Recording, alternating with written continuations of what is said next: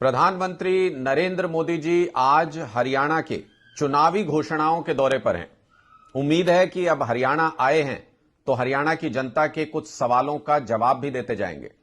हरियाणा की जनता यह जानना चाहती है प्रधानमंत्री जी कि साल 2015 में रेवाड़ी एम्स की घोषणा होने के बाद आज साल 2024 है।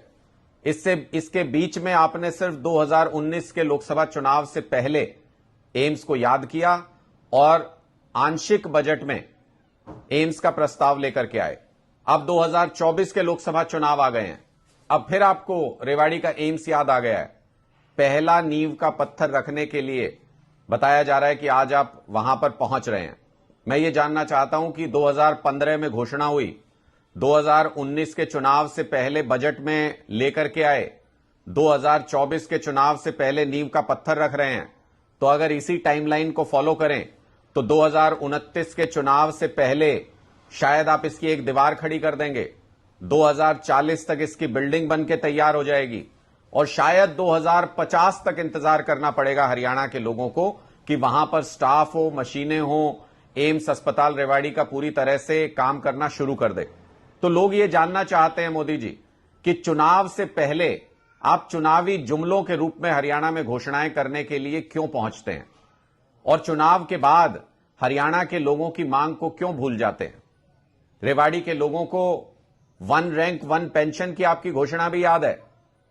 आपने वन रैंक वन पेंशन की घोषणा तो की, लेकिन 10 साल तक राज करने के बाद भी आज तक फौजी भाइयों को वन रैंक वन पेंशन नहीं मिल पाई। 97% फौजी भाई आज भी वन रैंक वन पेंशन मांग रहे हैं। सिर्फ 3% लोगों को आपने वन रैंक मल्टीपल पेंशन देने का काम किया। इसलिए हरियाणा की जनता को यह भी बताते जाइएगा कि हरियाणा की धरती से यह धार्मिक भूमि है, यह कुरुक्षेत्र की भूमि है। यहां से आप झूठ क्यों बोल के जाते हैं, जुमला क्यों दे के जाते हैं हरियाणा के लोगों को। साथ ही अगर आप हरियाणा में आ रहे हैं तो किसान आंदोलन चल रहा है, आपकी पुलिस किसानों के ऊपर लाठियां, आंसू गैस के गोले छोड़ रही है, आपकी पुलिस अत्याचार कर रही है किसानों के ऊपर।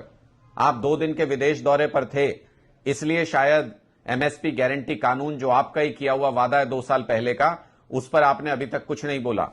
लेकिन कृषि की भूमि हरियाणा पर जब आप आ रहे हैं, किसानों की धरती हरियाणा पर जब आप आ रहे हैं, तो आज हरियाणा के किसान आपसे यह उम्मीद करते हैं कि एमएसपी गारंटी कानून के बारे में भी आप मंच से कुछ बोल करके जाएंगे और अपना 2 साल पुराना वादा आपने पूरा क्यों नहीं किया एमएसपी गारंटी कानून का। स्वामीनाथन जी को आपने भारत रत्न दिया, वो स्वामीनाथन रिपोर्ट आपकी वेबसाइट से क्यों हट गई, उस रिपोर्ट को अभी तक लागू क्यों नहीं किया गया।